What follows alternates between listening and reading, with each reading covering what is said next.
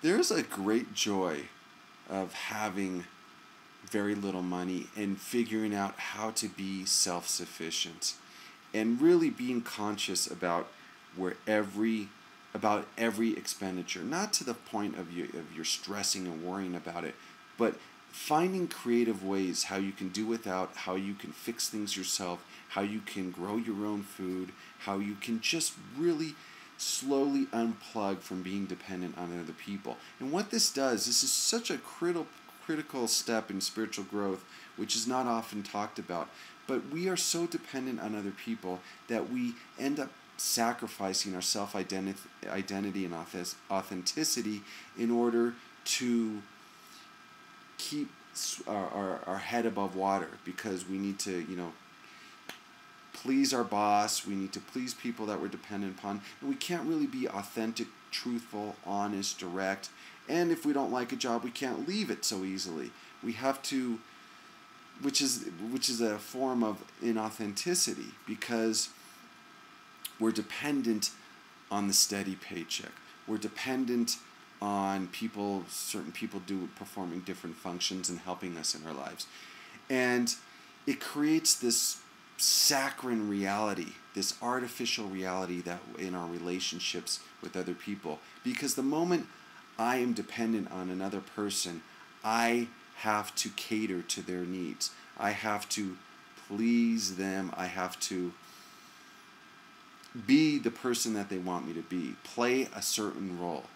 And they have expectations, and I have to fill those expectations. But if we cut those cords, those puppet cords of dependency, and try to figure out how we can be creative and do things on our own, and it's empowering. You start feeling good about yourself. I'm not a very handy guy, but I know the times, and it's happening more and more, but the times I'm able to repair things myself, especially with the great resources of the internet, it feels good. And another thing is, no one's going to do a job like you're going to do yourself.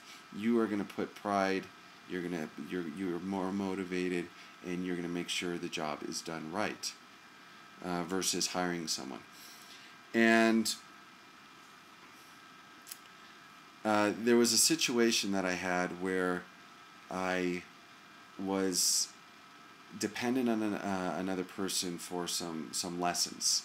I'm wanting to learn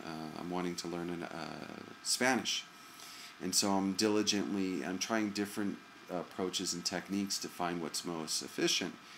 And I was getting a decent price on Spanish lessons. And so I found myself being extra nice to this person because they were helping me out. But it came from the right place. It wasn't like it was phony or insincere. But I felt like, boy, I'm treating this person a little bit different than I treat another person who doesn't have the ability to offer me something or that I can benefit from. Is that wrong? Is it right? Who knows? I don't want to get into that. But then I figured out a way saying, you know what? I want to be self-sufficient.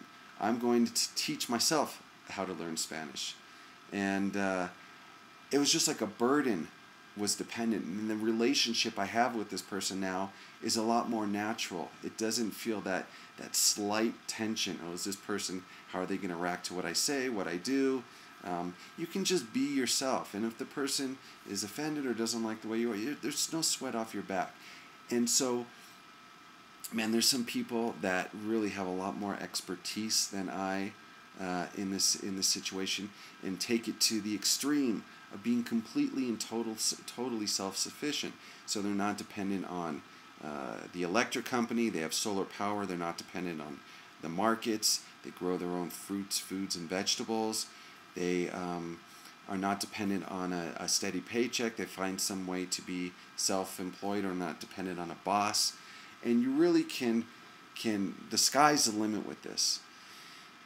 And one thing modern society, the modern age has taught us is just complete and total dependence. That when things come crashing down, like we had the fear or the panic, in 2000, the millennium, what was that bug called?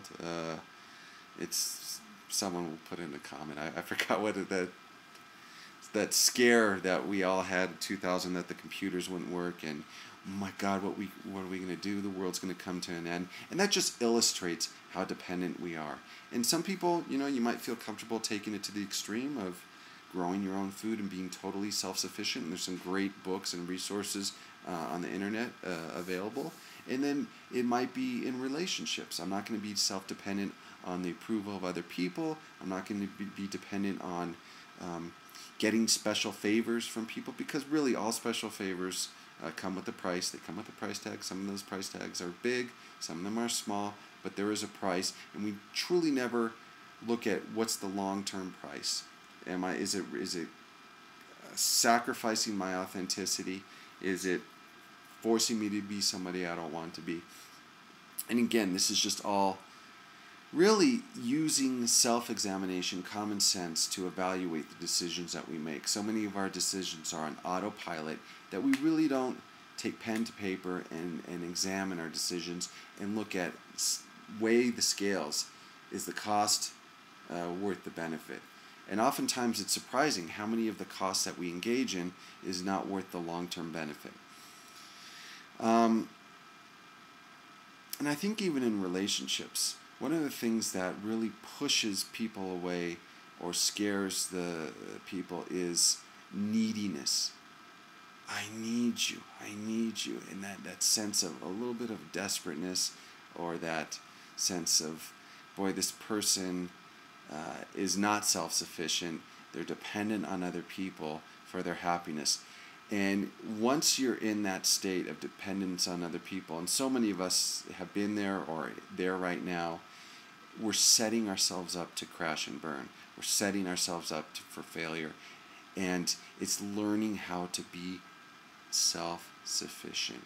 And that even goes as far as enjoying solitude, enjoying your own company, enjoying contentment, and just being dependent on the least amount of things as possible.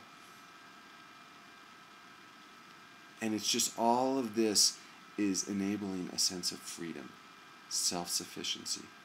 It's not to say you can't be dependent on other people, but if that rug was pulled out from under you, you'll be completely fine. You've prepared yourself. You've made an evacuation plan, and you yourself spiritually, emotionally, psychologically are standing on solid ground. And what happens, most of us, depending on the area of our life, we're not standing on solid ground. And so the moment someone pulls that piece, that fragile piece we were standing on, out from under us, we kind of crash, we sink, and we feel sad and depressed, and we suffer. So it's getting your foundation in order. And I'll just check out all the other topics, because a lot of the other video topics cover more particular areas. But this is just an overall general theme of just being totally and completely self-sufficient. You don't need approval of others. You don't need favors from others. If they happen, great.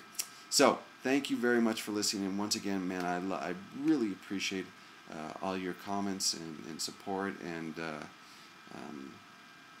yeah, it's just great to have a community of kindred spirits. Have a wonderful day.